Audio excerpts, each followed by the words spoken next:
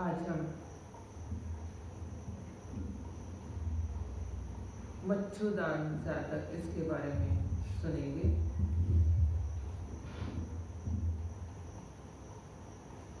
मच्छुदान जातक बहुत प्रेरणादायी जातक है। भगवान बुद्ध ने बोधि प्राप्त होनी चाहिए, इसके लिए उन्होंने जो पारमिताएं पूरी की है, हर एक पारमिताएं में उन्होंने अपना शील की रक्षा की है। और ऐसे ही एक ये जातक है जिसमें शील पालन का उन्होंने बहुत अच्छी तरह पालन किया है। जातक इसका अर्थ ऐसा होता है कि जन्म पूर्व की कथाएं,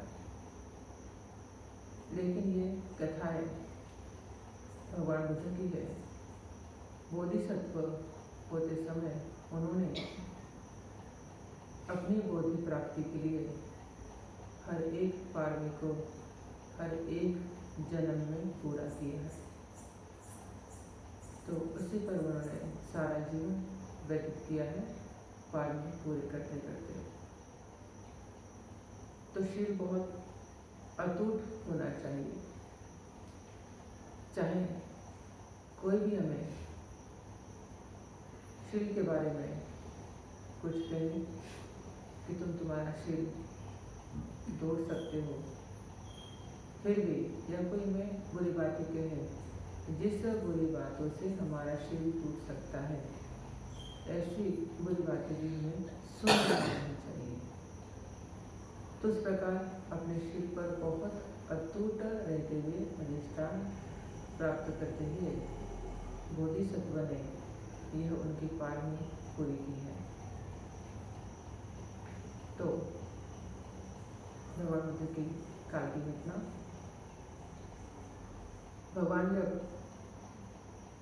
चारिका करते समय चारिका संपन्न हुई और संपन्न होते समय जब वो अपने विहार की तरफ जा रहे थे, उस समय एक व्यापारी, और उस व्यापारी ने जो झूठ कहा और झूठ बोल के जो फंसाने की जो कोशिश की, उसके ऊपर भिक्षु संघ को भगवान कहते हैं कि यह इसने अभी नहीं किया, इसके पहले भी यह चोरी के मन से इसने और प्रकार का झूठ बोला और संपत्ति जो है, जो धन है, हड़पने की इसने कोशिश की। तो भगवान उस समय वो व्यापारी भी वहाँ होता है और व्यापारी को देखते हुए भिक्षु संघ को भगवान इस प्रकार कथा कहते हैं, पूर्व कथा। वाराणसी में जब ब्रह्मदत्त नाम के राजा का राज्य शुरू था, उस समय भगवान बोधिसत्व एक श्रेष्ठ कुल में जन्म हुआ उनका। वो श्रेष्ठ होने के नाते वो भी व्यापार करते थे और जब जब उन्होंने व्यापार किया तब तब कभी किसी को हानि नहीं पहुंचाई कि हमें ज़्यादा मुनाफा होना चाहिए या हमें ज़्यादा धन मिलना चाहिए, इसलिए किसी को फंसाया भी नहीं। अभी व्यापारी का जो बिजनेस होता है, उस बिजनेस में उनके पिता ने कुछ धन ऋण करके दूसरे गांव की एक श्रेष्ठी को दिया था। अब ये पिता ने कह के रखा कि अभी तुम्हें बूढ़ा होते जा रहा हो, और उसने कहा था कि इतने साल बाद आपका जो धन है वो धन में लौटाऊंगा। अब पिता का तो मृत्यु हो जाता है और पिता का मृत्यु होने के बाद इन्हें वो याद आते हैं कि अभी जो हमारे पिता ने जो ऋण दिया था, वह ऋण की जो तारीख है वो तारीख कंप्लीट हो चुकी है, अभी हमें उनसे वो वापस लेना है। उसी समय बोधिसत्व और उनके भाई ये दोनों भी वह गांव जाते हैं। अब गांव जाने के बाद जिस सृष्टि से यह ऋण लेते हैं 1000 काशापन, तो वह वापस लेते आते हैं। आने के समय अभी तो इनका जो घर था तो गंगा नदी के उस पार, और जो दूसरा गांव था वो नदी के उस पार। अब नाव से जाना पड़ता था इस गांव से उस गांव। उसी समय अभी काशापन तो साथ में ले ली, लेकिन छोटा भाई उसके मन में उस धन के प्रति लोभ उत्पन्न हुआ। अब वो रास्ता भर सोचते रहा कि अभी पिता का जो पैसा है तो ये पैसा बड़े भाई को तो कुछ जरूरत नहीं है, तो ये पैसा मैं पूरा ले लेता हूँ, लेकिन उसे कहेंगे कैसे? तो यही सोचते सोचते वह उस नदी के किनारे आते हैं। अब नाव आने की बहुत समय होती है, तो तब तक बोधिसत्व उसी नदी के किनारे और उनके जो भाई है ये दोनों भोजन करते हैं। बचा हुआ जो भोजन होता है वह नदी के पात्रों में डाल देते हैं, उसका अनुमोदन करते हैं। जो भी इस नदी में जो भी जलचर जो प्राणी है वो प्राणी इसका भोजन ले और पुण्य प्राप्त करे।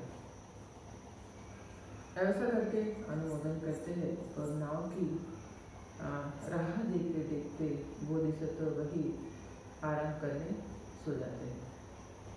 अब ये छोटा भाई मन में तो लोभ था कि 1000 काशापन तो हमें मिलेंगे, तभी ऐसे करते हैं कि मेरे साथ में भी एक उसी प्रकार की एक पोटली है, तो उसी में मैं एक रेती और कंकर भर लेता हूँ। इसी प्रकार एक पोटली में थैली में बोधिसत्व के छोटे भाई ने बहुत सारे रेत और कंकर भर लिए। सेम दिखना चाहिए, काशापन की जो पोटली है वो भी सेम और ये भी सेम, तो सेम जितनी काशापन भरे थे उतने ही रेत और कंकर भर दिए। और फिर आइडिया बना ली कि जैसे ही हम नदी के बीच में जाएंगे और नाव उछलेंगी, उस समय में पोटली पानी में डाल दूंगा और फिर बाद में ऐसा कहूँगा कि काशापन की जो पोटली है पानी में गिर गई और धन वाली पोटली मेरे पास रखूँगा। ऐसा सोच के थोड़ी देर में नाव आती, नाव के दोनों जन चढ़ते हैं।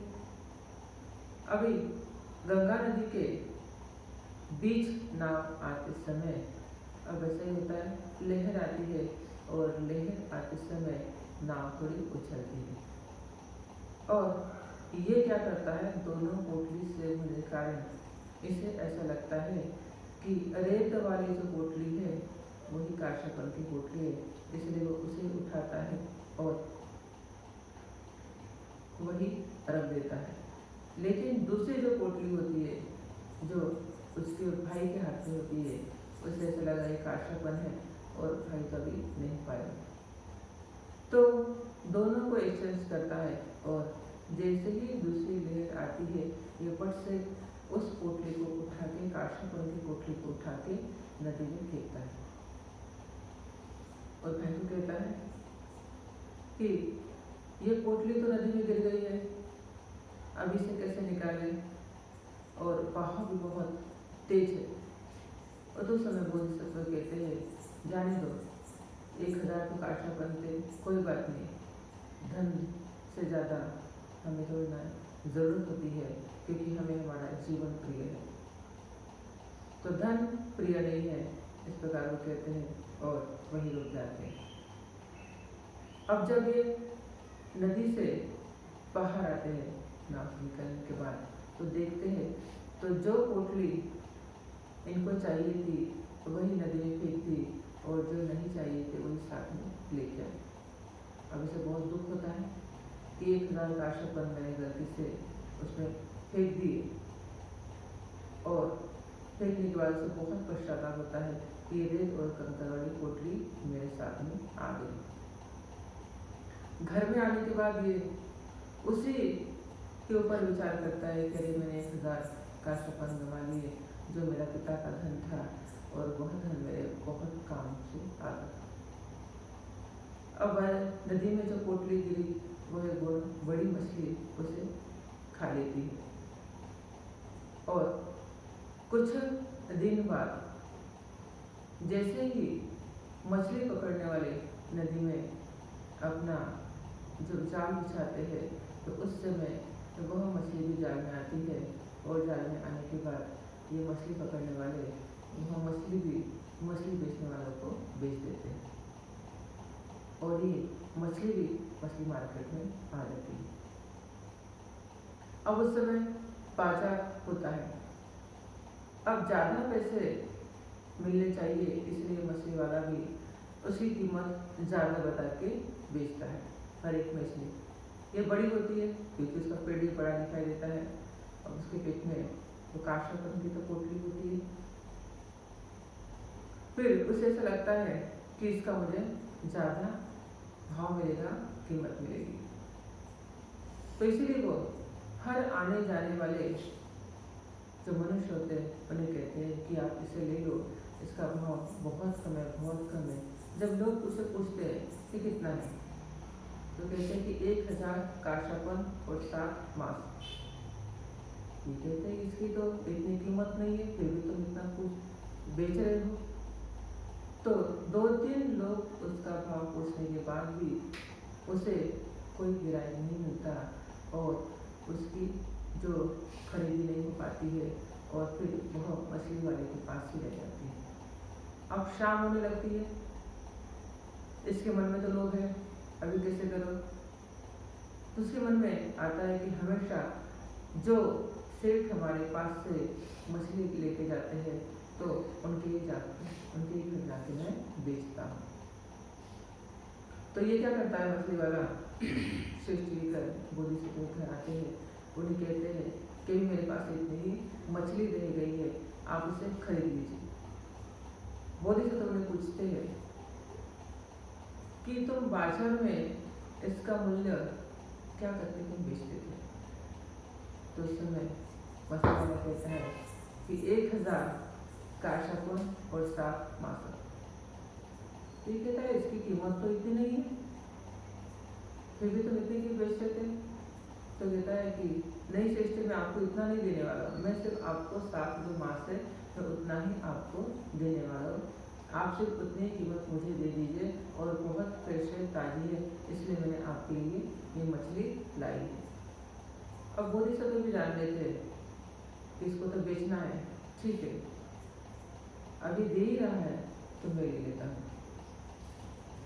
लेने के बाद अपने पत्नी को देते हैं, और पत्नी उसे काट के सब्जी बनाने के लिए, जैसे ही उसे काटती है, उसमें वो काशापन की पोटली मिलती है।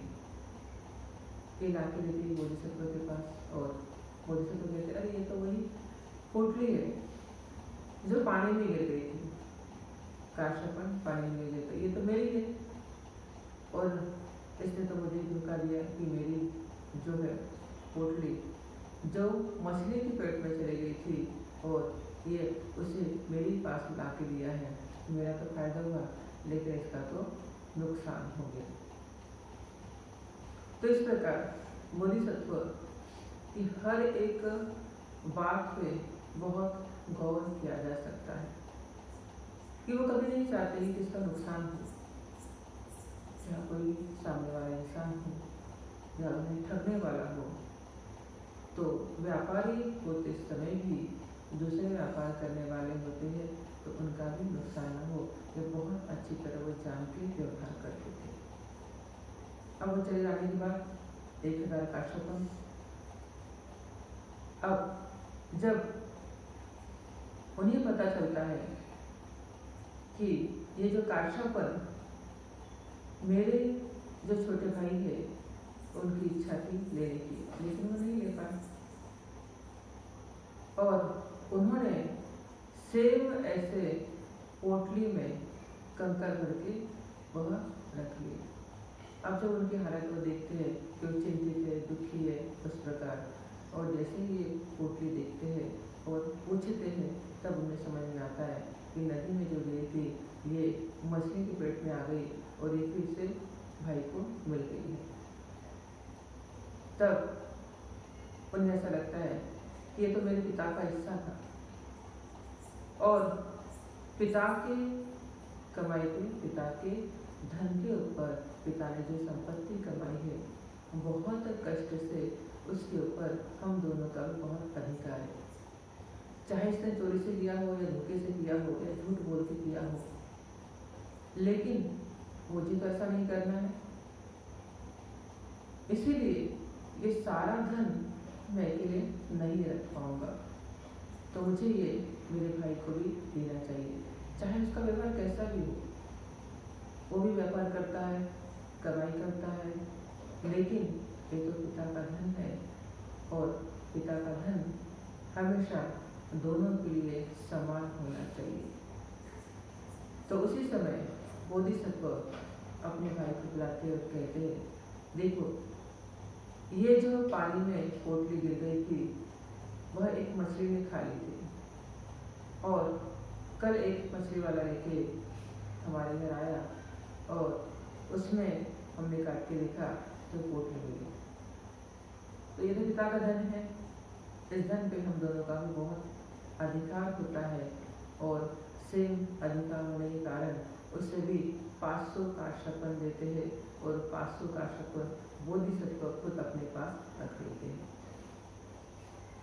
तो सम्यक आजीविका हम इसमें कहेंगे कि व्यापार करते समय भी बोधिसत्व ने बहुत ध्यान में रखा कि किसी का अगर धन भी होता है, चाहे पिता का धन है, वो तो समान हक में होता है। अगर व्यापार करते समय भी अगर हमने सम्यक आजीविका नहीं अपनाई तो उसमें भी हमारी तो इस प्रकार शील का रक्षण करते समय बोधिसत्व ने यह पारवी पूरी की। तो भगवान कहते हैं, जो इंसान अपने पिता ने कष्ट से कमाई किया हुआ धन खुद ही नहीं रखता है, औरों को भी बांटता है, तो उसको बहुत लाभ होता है, सुख होता है, चिंता मुक्त वह जीवन जीता है। अगर कोई ऐसा मनुष्य होता है जो पिता का धन है लेकिन अकेला ही उसे लेना चाहता है, औरों को नहीं बांटना चाहता, तब उसकी हानि होती है, तब धन की उसकी वृद्धि नहीं होती है। वो जहाँ जहाँ भी कष्ट करता है, जो भी कुछ कार्य करता है, उस कार्य में उसे लाभ नहीं होता, उस कार्य में उसकी हानि होती रहती है। इसी तरह जहाँ भी बोधिसत्व थे उन्होंने उनका शील का रक्षण किया। शील बहुत महत्वपूर्ण बताया गया है। भगवान अनाथपिंडक की इस प्रकार प्रशंसा करते हैं शील के बारे में। ये अनाथपिंडक भी एक व्यापारी था, और वह जब व्यापार करता था तब वह 20% हिस्से का ही वो मुनाफा कमाता था। किसी जो भी वस्तु वो बेचता था उसमें से 20% मेरा ही लाभ हो। अगर हम देखते हैं आज के इसमें तो हम 100% ज़्यादा लेते हैं। अगर 1 रुपये की वस्तु है तो हम 2 रुपये की उसे बेच देते हैं, यानी 1 रुपया हम यानी 100% से मुनाफा हम कमाते थे। कोई भी चीज़ हो, इसमें हमारे इस जीवन में वर्तमान काल में हम देखते हैं कि आजकल के जो व्यापारी है, दुकानदार है, या कोई भी चीज़ बेचने वाले जो भी व्यक्ति है, तो अच्छाई से धन कमा रहे हैं, तो इसी में उनको सुख नहीं है। जो सम्यक व्यापार नहीं है, सम्यक आजीविका नहीं है, जिसमें जैसे पूर्व काल के जो अनाथपिंडक जैसे व्यापारी है, चित्त गुरुपति हस्तक, इनके जैसे जो व्यापारी है, ये व्यापारी भगवान बुद्ध के और से जो धर्म का उपदेश सुन के गए, वह बहुत अच्छी तरह उनका व्यापार करते थे, इसलिए उनमें बहुत वृद्धि होती थी। भगवान अनाथपिंड के बारे में बताते हैं कि सिर्फ इसी ने ही शील का पालन किया। अनाथपिंडक है, इनकी पत्नी भी शीलवान थी, इनके बेटे भी शीलवान, इनकी जो लड़कियां हैं वो भी शीलवान थे। इनके घर के दास दासी और मजदूर और जो इनके घर को जो मांगने आते थे उनको भी ये शील के बारे में बताते थे। घर में एक भी ऐसा इंसान नहीं था कि जो दुष्शील था।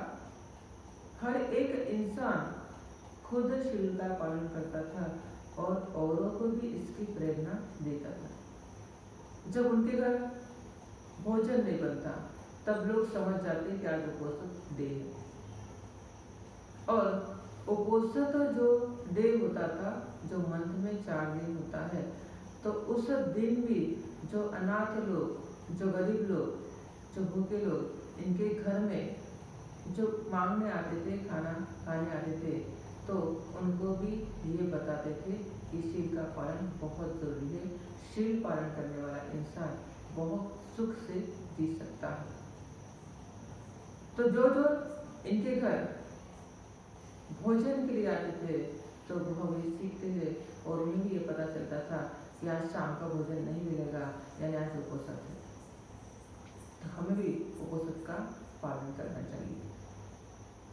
तो हम ऐसा अगर परिवार देखते हैं आज के इस काल में, वर्तमान काल में, तो ये बहुत कठिन परिस्थिति, पार्शियल डेली पालन करना लोगों के लिए बहुत कठिन हो जाता है और उपोषित डे तो उससे भी ज्यादा कठिन होता है, क्योंकि उसमें विकार भोजन दिया है। और अभी ये समय जो है काल, तो इस काल में तो लोगों को खाने की बहुत हैबिट है। 3 टाइम तो खाना बहुत कठिन होता है, 2 टाइम तो खाना बहुत कठिन होता है, और उपोषित के दिन तो एक समय खाना तो अधिक से अधिक भी कठिन हो जाता है। तो खाने के शील का पालन होने के कारण लोग उपोषित नहीं पालन कर रहे। तो पार्शियल पालन करता है तो बहुत लाभ होता है। तो पार्शियल का महत्व भी नहीं है। कभी कभी कोई इंसान कहते हैं कि बाबा साहब ने थोड़ी ना कहा कि पार्शियल पालन करना जरूरी है। तो जब भी कुछ ऐसी धर्म की बातें होती है, धर्म की चर्चा होती है, तो उस समय शील का पालन करना, उसके महत्व बताना, वो भी बहुत जरूरी हो जाता है। हर घर में अगर शील पालन करने वाला कोई व्यक्ति अगर रहता है तो घर में कभी झगड़े नहीं होते। एक में को समझने की कोशिश हर इंसान करता है। ऊंच नीच की बातें नहीं होती है, अंडरस्टैंडिंग हो जाता है। और अभी इस शील का पालन होने के कारण हम देखते हैं कि घरों में भी झगड़े बढ़ रहे हैं। पिता की जो संपत्ति है उस संपत्ति के लिए बेटे झगड़ रहे हैं कि तुझे नौकरी है, मुझे नौकरी नहीं, तो तू ये सारी मुझे दे दे। हम देते हैं शहरों की जो सारी जो खेती है, तो ये खेती में जिन जिन हिस्सों में बेटों का अधिकार है वो ज्यादातर इसमें लड़ रहे हैं कि मुझे ज्यादा मिलना चाहिए, मुझे ज्यादा मिलना चाहिए, औरों को कम मिलना चाहिए। इसलिए पिता की जो संपत्ति है, उस संपत्ति का जो अधिकार है, उसके लिए भी वो नहीं समझ पा रहे हैं। तो शील नहीं है इसलिए नहीं समझ पा रहे हैं। अगर इनके पास शील होता तो ये समझ पाते। तो हर एक घर में हर एक मनुष्य अगर शील का अगर पालन करते हैं तो जो पिता का जो धन है उस धन में भी बराबर का प्राप्त कर सकते हैं। शील में तो झगड़ा नहीं, शील में तो क्रोध नहीं है। तो शील है तो क्रोध खत्म। जहाँ शील है वहाँ द्वेष खत्म, जहाँ शील है वहाँ लोभ भी खत्म हो जाता है। तो इसी तरह कि शील का महत्व अगर हम जानते हैं तो आगे का जीवन हम बहुत अच्छी तरह बिता पाते हैं। अगर हम बिहार में आते हैं तो हम सिर्फ अकेले ही शील नहीं सीखेंगे, हमारे एक एक परिवार को, एक एक रिश्तेदारों को हमको शील सिखाना है। अगर हम खुद शीलवान बन गए, घर का परिवार भी शील हो जाएगा। अगर पत्नी बिहार में आती है तो पति को शील के बारे में बताना चाहिए। अगर पति बिहार में आता है, शील सीखता है, धर्म सीखता है, पत्नी को बताना चाहिए। दोनों भी आते हैं तो बच्चों को उसके बारे में बताना चाहिए, माता पिता को शील के बारे में बताना चाहिए और सभी ने मिलकर शील का पालन करना चाहिए। क्योंकि जब सभी मिलकर जब शील का पालन करेंगे तब हर एक घर में शीलवान व्यक्ति, धर्मवान व्यक्ति उत्पन्न होगा और फिर झगड़े नहीं होंगे। आजकल के जो झगड़े है इसका कारण ही शील है। हमें धर्म के बारे में पता नहीं है, इसलिए शील के बारे में भी हम नहीं जान सकते। इसके लिए आपको बहुत अच्छी तरह धम्म सीखना होगा। जब धम्म आप बहुत गहराई से सीखेंगे तब पंचशील के बारे में आपको समझ आएगी कि हर एक दिन पंचशील पालन करना बहुत जरूरी होता है। अब हर एक इंसान कहेंगे हमें कि हम नहीं पंचशील का पालन कर सकते, मुझे ऑफिस जाना पड़ता है और वहाँ मुझे झूठ बोलना ही पड़ता है। व्यापारी लोग कहते हैं कि हमें भी शील पालन करना बहुत कठिन होता है क्योंकि हमारा माल बेचने के लिए हमें झूठ भी बोला जाता है, इस प्रकार। लेकिन इससे हमारी हानि हो रही है ये हम नहीं जान पाते। हम सिर्फ पैसे कमाने के लिए ही इस प्रकार का झूठ बोलना शुरू करते हैं। हम भविष्य नहीं देख रहे हमारा, क्योंकि आज पैसा है, कल पैसा नहीं होने वाला है। तो जो भी धन है उस धन में हम संतुष्टि प्राप्त कर सकते हैं। खुद का धन अगर हमें बढ़ाना है तो उसके लिए ये 5 शील भगवान बुद्ध ने हमें दिए हैं, तो वो हमें फॉलो करना होगा। हम नए नए उपाय ढूंढते हैं। उपाय कैसे? हमारे जो उपाय होते हैं वो उपाय हमें बहुत इंस्टेंट चाहिए। इंस्टेंट कैसे? 21वीं सेंचुरी में हम आते हैं तो इसके लिए अगर हमें धन की प्राप्ति करनी है तो बस थोड़ा नहीं करना है, बहुत सारा करना है। अगर हम बिजनेस में लगा लेते हैं तो बिजनेस में दूसरे दिन से बहुत अच्छी तरह चलना चाहिए और बहुत फास्ट होना चाहिए। हमें जॉब भी मिलता है तो जॉब में भी हमें कोई तकलीफ नहीं होनी चाहिए। हम अगर बस स्टैंड पे जाते हैं, रेलवे स्टेशन पे जाते हैं तो बस भी बहुत जल्दी आनी चाहिए, ट्रेन भी लेट नहीं होनी चाहिए। तो इस प्रकार हर समय हम चिंतित होते हैं, व्यतीत होते हैं और इंस्टेंट पाने की कोशिश करते हैं। तो इससे हम ये नहीं समझ पा रहे हैं कि हम जो लाइफ बिता रहे हैं वो लाइफ का हमारा ध्येय क्या है, एम क्या है, ये हम नहीं समझ पा रहे हैं। क्या हम प्राणियों की तरह जीवन जी रहे हैं?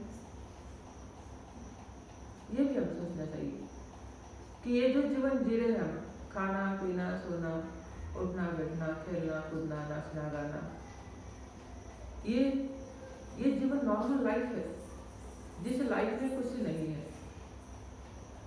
सुख के पीछे हम भाग रहे हैं और दुख आता है तो उस समय हम किसी देवी देवता के पास चले जाते हैं और मन्नतें मांगते हैं और कुछ मांगते हैं। लेकिन हम ये दुख का कारण नहीं समझ पा रहे हैं कि मेरे जीवन में जो दुख आ रहा है उस दुख का कारण मेरा दुष्ट कर्म है, ये हम नहीं समझ पा रहे हैं।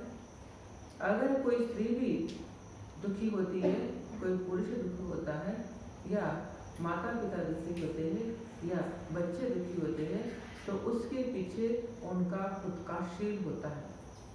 लेकिन हम दूसरों को दोष देते हैं कि इसकी वजह से मैंने ऐसा किया, इसकी वजह से ऐसा किया, इसने ऐसा नहीं किया होता तो मेरा बुरा नहीं होता। हम दूसरों को दोष देते रहते हैं, इसी वजह से हम खुद को नहीं जान पाते।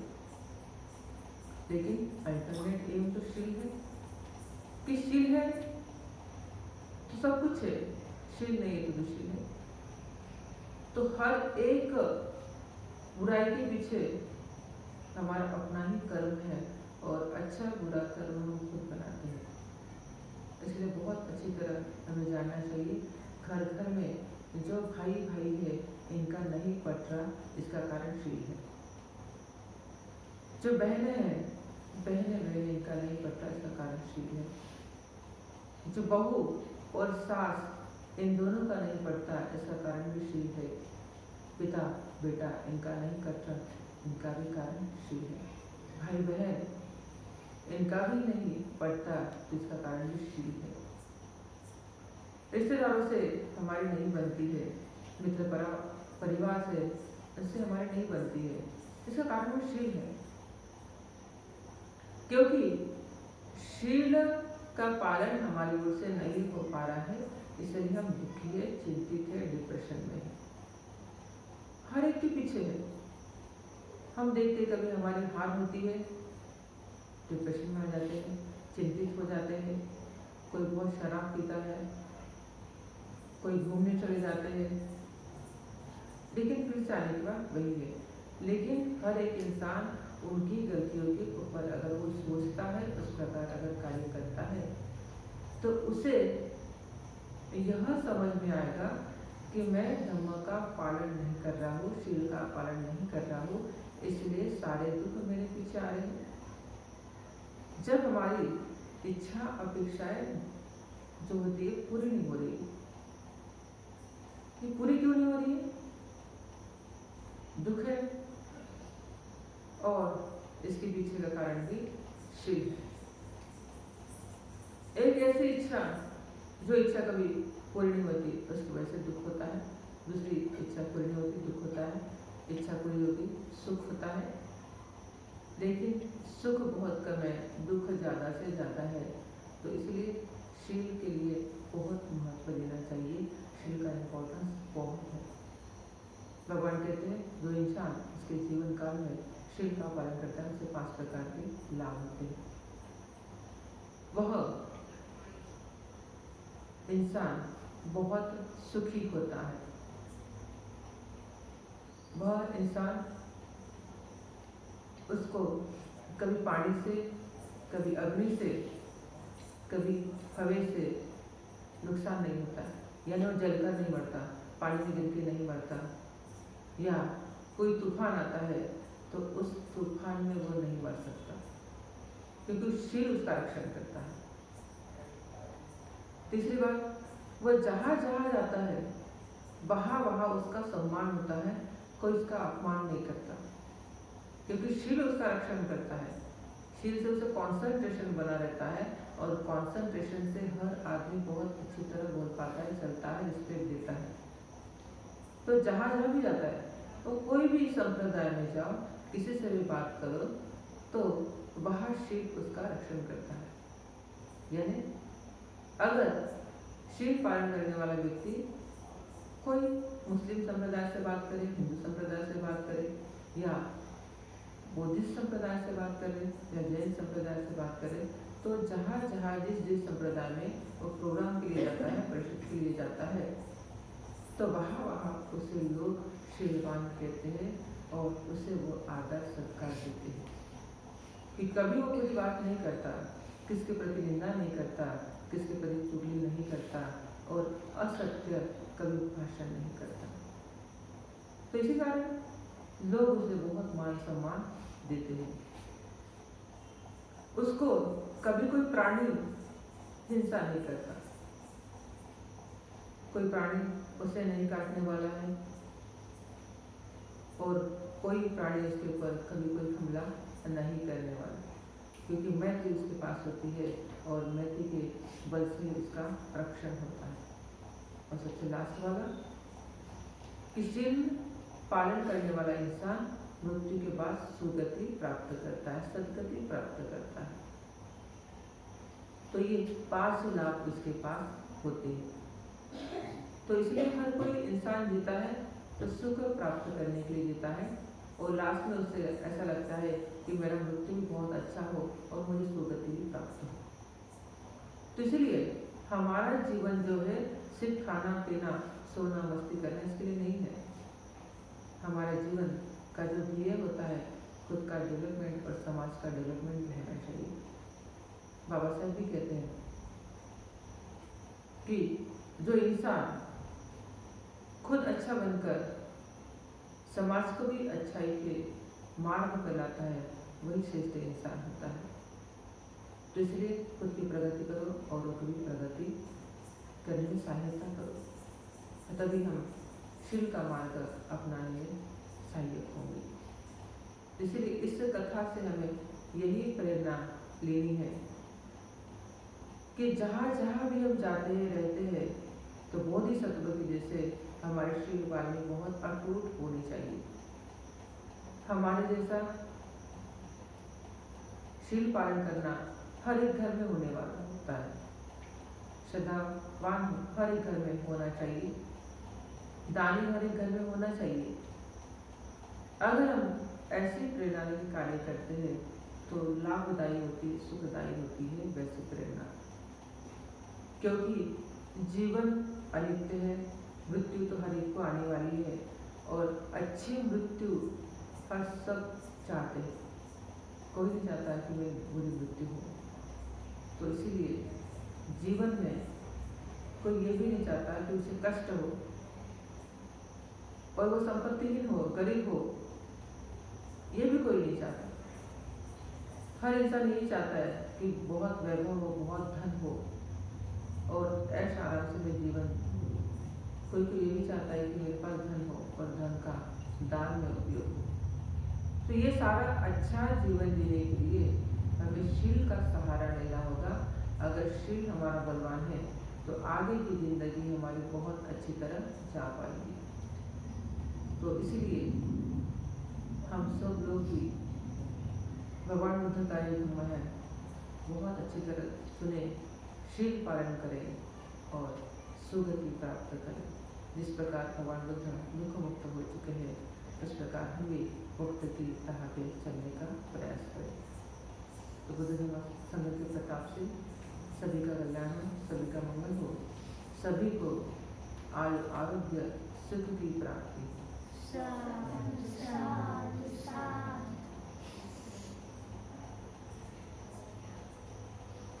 अभिवादनशीलस्य नित्यं वठापचायं